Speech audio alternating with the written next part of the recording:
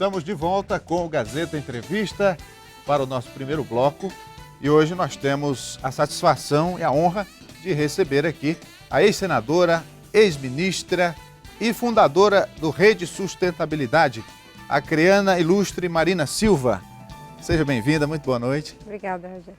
Então, a senhora está no Acre mais uma vez, veio participar de um evento de pesquisa e inovação, Congresso Norte e Nordeste de Pesquisa e Inovação, cujo tema é os desafios do desenvolvimento sustentável no Brasil.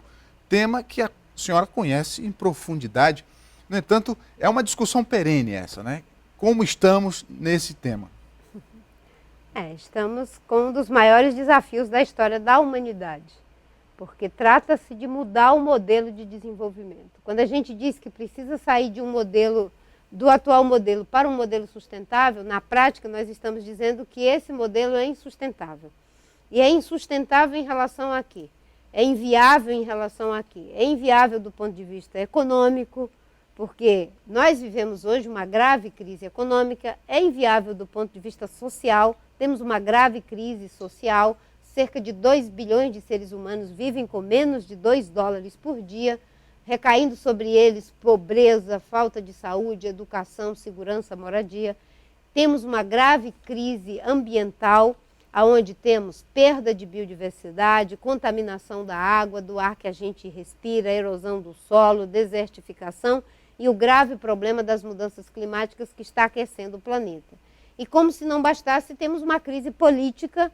No Brasil ela está mais do que exacerbada, mas ela também acontece no mundo, e uma crise de valores. Na base de tudo está a crise de valores, e o que precisa mudar e fazer esse debate constante a que você se referiu é para que a gente mude o modelo de desenvolvimento, sair dessa forma insustentável para uma forma que possibilite produzir prosperidade, melhoria da qualidade de vida das pessoas, mas protegendo as bases naturais, ou seja, os recursos naturais, para que eles não sejam destruídos como estamos fazendo agora. Nós estamos vivendo a expectativa para a Conferência Mundial do Clima, que vai acontecer em Paris, e a senhora certamente deve participar. Mas diante desse agravamento da crise nessas várias frentes, a senhora acha que os líderes mundiais estarão mais atentos a esse seu discurso, por exemplo? Nós já tivemos a participação dos líderes que foram lá para falar de suas metas nacionais. Por quê? Em 92 foi feito o acordo em relação ao clima, a Convenção do Clima. Nesses 21 anos era o debate sobre o que fazer. E agora, não tendo mais como protelar, serão obrigados a dizer o que vão fazer. Os compromissos assumidos até agora são insuficientes para reduzir em 80% as emissões de CO2 que estão aquecendo o planeta. No entanto, ter compromisso para todos os países, incluindo aí os países ricos e os países de economia emergente e os países pobres, isso já é um bom caminho. O problema é que os compromissos são insuficientes, mas daqui a 5 anos eles poderão ser revisados. E essa revisão não pode ser para diminuir o compromisso, tem que ser para aumentar o compromisso. Ou seja, mesmo que ainda não sejam as medidas à altura do que precisa ser feito, já se inicia um processo. Os chefes de Estado fizeram suas manifestações, mas agora eles têm que traduzir isso dentro de seus países. E no caso do Brasil, o compromisso assumido foi importante porque se compromete a reduzir efetivamente emissões de CO2, mas muito aquém daquilo que o Brasil pode fazer, infelizmente. E com um agravante, o desmatamento voltou a crescer, cresceu 16%. E todo o arranjo que o governo fez foi em cima da queda do desmatamento, com base no plano de combate ao desmatamento que havia sido feito durante a minha gestão, que reduziu o desmatamento em 80%.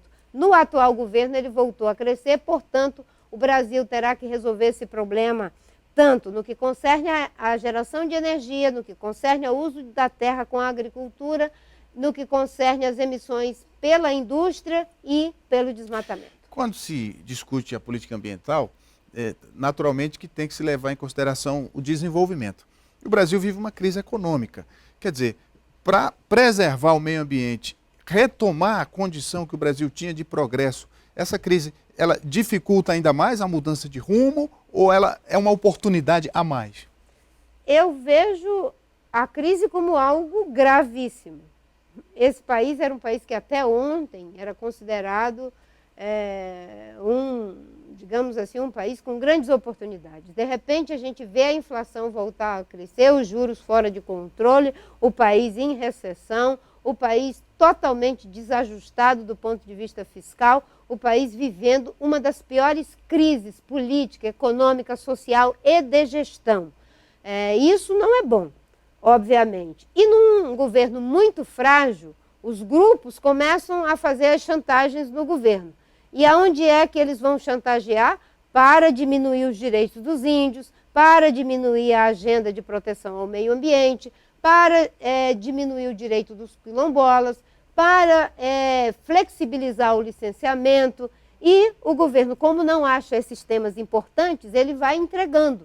Veja que mesmo depois do desastre de Mariana, em que aconteceu aquele crime de natureza dramática, se aprovou na Câmara dos Deputados, na Comissão de Constituição e Justiça, a flexibilização do licenciamento e se pode ter licenciamento por decurso de prazo. O governo do PT em Minas Gerais fez o mesmo.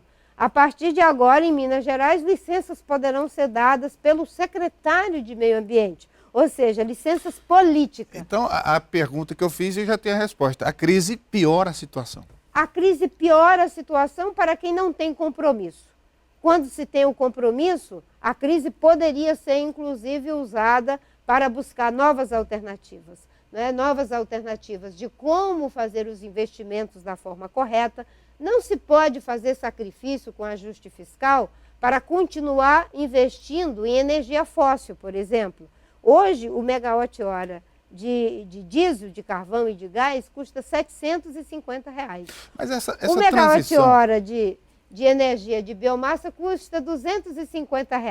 Como é que você usa uma fonte que polui mais, que é mais cara e não faz os investimentos numa fonte que é mais barata e mais limpa? Isso são escolhas erradas, equivocadas, que, no meu entendimento, é falta de visão e falta de compromisso. Pois bem, e como se daria essa transição de um modelo para outro, mantendo-se o nível de emprego, as conquistas sociais? Não seria tão fácil e nem tão rápido. É que não é fácil manter o nível de emprego e as conquistas sociais no atual modelo. O atual modelo foi incentivado a vento e popa pelo atual governo e, no entanto, nós vamos chegar a 10% de desemprego. Nós temos uma indústria automobilística que recebeu subsídio e isenções fiscais e não fez nenhum dever de casa na questão de redução de emissão de gases de efeito estufa e, no entanto, está na bancarrota do mesmo jeito, com milhares e milhares, milhões de pessoas perdendo seus empregos.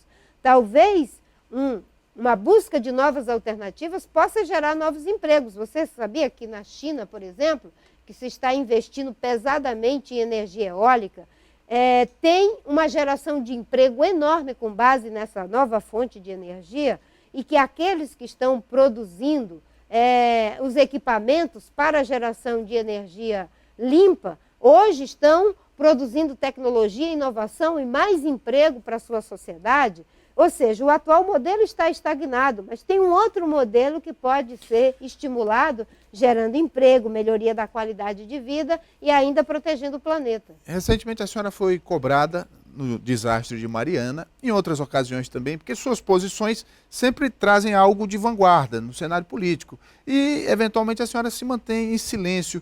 Não seria a hora de falar ainda mais alto, trazer esse discurso? Em silêncio em relação a quê?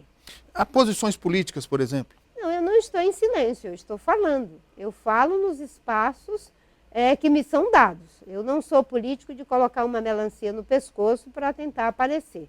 Eu acho que nesse momento, tudo que os brasileiros e o Brasil não precisam é daqueles que ficam fazendo ruído.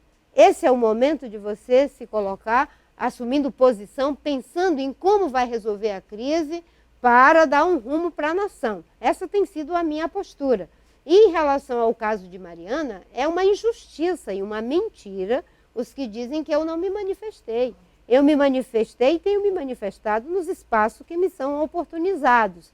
E, obviamente, que eu não sou de instrumentalizar, enfim, os acontecimentos dramáticos que acontecem com a vida das pessoas. Nesse momento, eu estou estudando com alguns juristas um projeto de iniciativa popular para transformar crimes dessa natureza em crimes hediondos, aonde a gente possa não só penalizar com mais rigor os criminosos, como também confiscar e bloquear os seus bens, tanto dos diretores, quanto dos presidentes das empresas, quanto da própria empresa, e impedir a saída deles no país. Não é? Tem um momento daquela comoção, obviamente, mas aqueles que estão na causa, eles buscam medidas que são efetivas. É isso que eu tenho tentado fazer. E, obviamente, que se fizer uma pesquisa na internet, vai ver todas as vezes em que eu manifestei.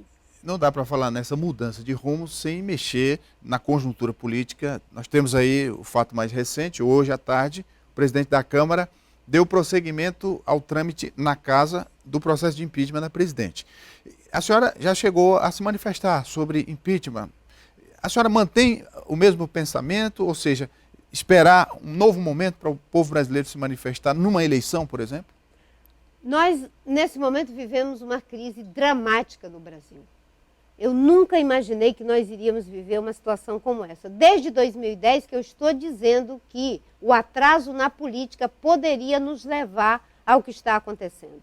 Em 2014, quando eu fui apoiar o Eduardo Campos, já era para dizer, olha, nós precisamos fazer uma transição para uma nova governabilidade, nós precisamos disputar a eleição com base em programa e não na distribuição de pedaços do Estado, porque a forma como se ganha determina a forma como se governa. E fizemos um programa, dissemos que o país vivia o risco dessa crise, paguei um preço altíssimo por ter essa coragem. Aqueles que mentiram para a sociedade, dizendo que estava tudo bem, tudo divino, maravilhoso, agora estão vendo os rumos da nação ser altamente comprometidos por causa de uma eleição.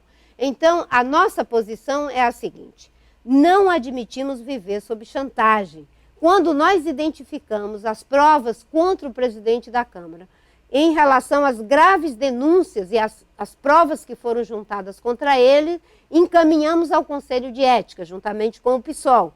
E trabalhamos para que fosse apreciado o nosso pedido de afastamento. Infelizmente, uma parte da oposição que quer o impeachment blindava o Cunha. O governo que não quer o impeachment blindava o Cunha, expondo os seus deputados aos vexames que nós acabamos de ver.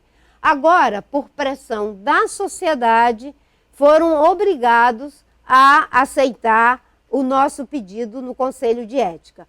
A retaliação que foi feita, me parece, pelo presidente da Câmara, foi acatando o pedido de impeachment. O pedido de impeachment tem os dados que o justificam. E, obviamente, que o impeachment está previsto na Constituição. Nós vamos analisar nos autos. O que está nos autos? Agora vai ser constituída uma comissão, tem 10 dias para se manifestar, dela participarão todos os deputados, serão mais de 60 deputados, se levarão o seu parecer para o plenário terá que aprovar por 2/3, se for aprovar o pedido de impeachment, para poder encaminhar para o Senado. Nós vamos nos reunir com os parlamentares da rede e a nossa posição é: não vamos blindar nem o Executivo nem o Legislativo. A República não pode ficar sob chantagem, nem dos que querem o impeachment e nem daqueles que não querem. Vamos avaliar no mérito, de acordo com a Constituição. Esse não é o momento de ficar preocupado com popularidade. É o momento de resolver os problemas da sociedade. E o que a sociedade quer é investigação, passar o Brasil a limpo, doa quem doer. E uma agenda para tirar a nação do buraco. Nós estamos, eu achava até um dia desse que nós estávamos no fundo do poço. Agora parece que nós estamos num poço sem fundo. E é preciso trabalhar para que o Brasil leve as investigações com a Justiça, com a Polícia, com o Ministério Público e o Brasil possa ter uma agenda de responsabilidade, porque nós estamos perdendo emprego, nós estamos perdendo o grau de investimento, nós estamos com uma inflação alta, as pessoas estão endividadas, estamos num estado de insolvência econômica, política, social e principalmente moral. Nós vamos fazer um intervalo e daqui a pouco nós voltamos para um segundo bloco com Marina Silva aqui no Gazeta Entrevista. Aguarde só um instante, voltamos já.